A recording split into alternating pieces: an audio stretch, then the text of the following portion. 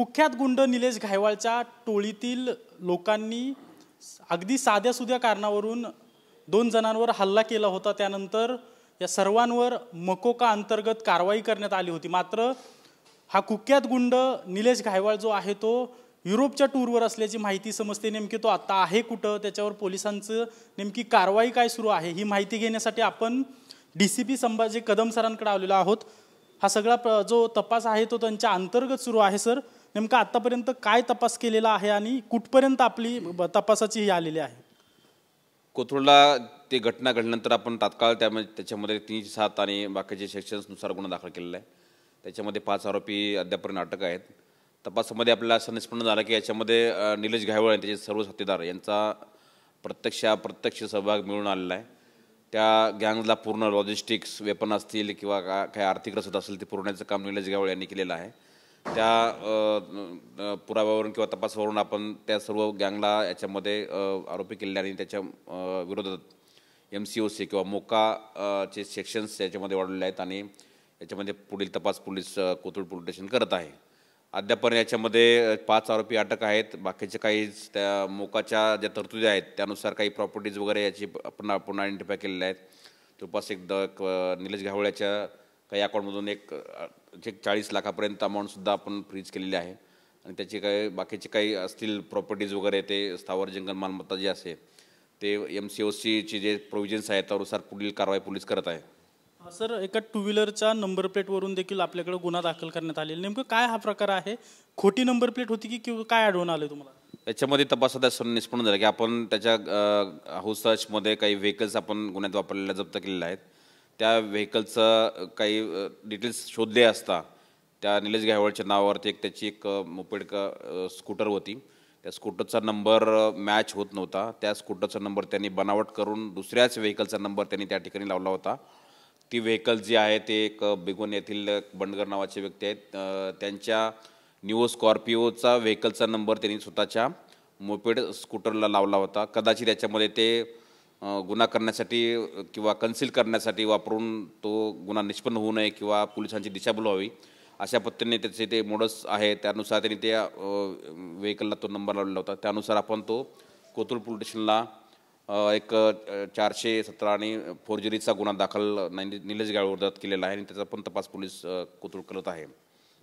Sir, महत्त्वाचं यामध्ये आहे की त्याच्यावर गंभीर गुन्हे दाखल आहेत तरी देखील त्यांनी पासपोर्ट काढला।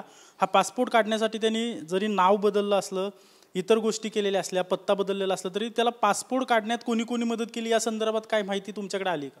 नाही, याच्यामध्ये चौकशी याच्यामध्ये सुरू आहे। तत्काळमध्ये त्यांनी पासपोर्ट इश्यू केल्याचं प्रथम दर्शन दिसत आहे, परंतु याच्यामध्ये त्यांनी जो ॲड्रेस दिलेला आहे कोतवाली चहादीतला, माळीवाडा कोतवाली अहिल्यानगर इथला, परंतु तो त्याचं राहण्याचा ॲड्रेस कोथरूड आहे किंवा त्याचं गाव आहे, या दोन्ही ठिकाणी त्याचे ॲड्रेस न देता एका त्रयस्थ ठिकाणी त्यांनी ॲड्रेस दिलेला आहे।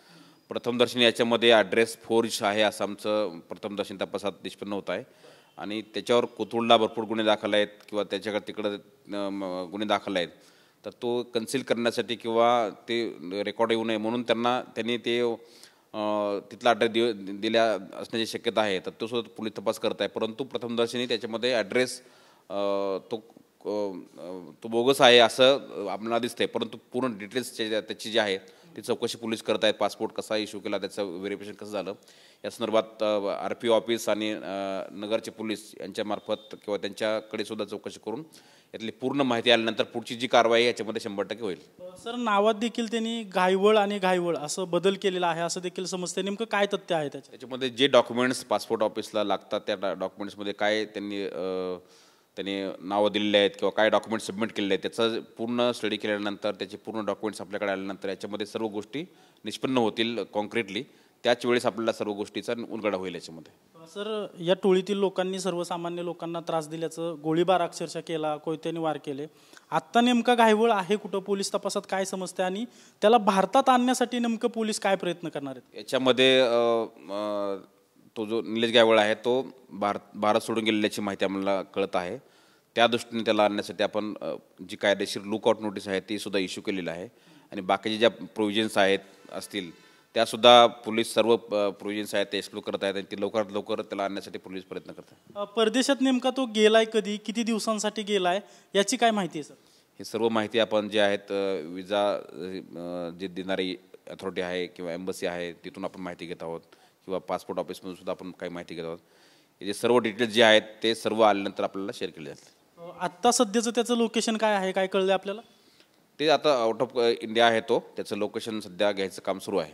लंडनमध्ये आहे असं सांगितलं जातंय, स्वित्झर्लंडमध्ये आहे असं सांगितलं जातंय, नेमका तो आहे कुठं? तुम्हाला ते सांगतो की तो भारत सोडून गेलेला आहे आणि तो त्याचं एक्झॅक्ट लोकेशन कुठे आपल्याला लवकरच कळेल.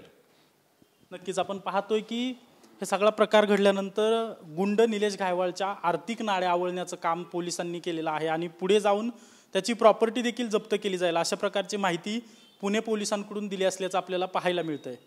कॅमेरा पर्सन सुशांत राऊतसह अजिंक्य धायगुडे, TV9 मराठी, पुणे.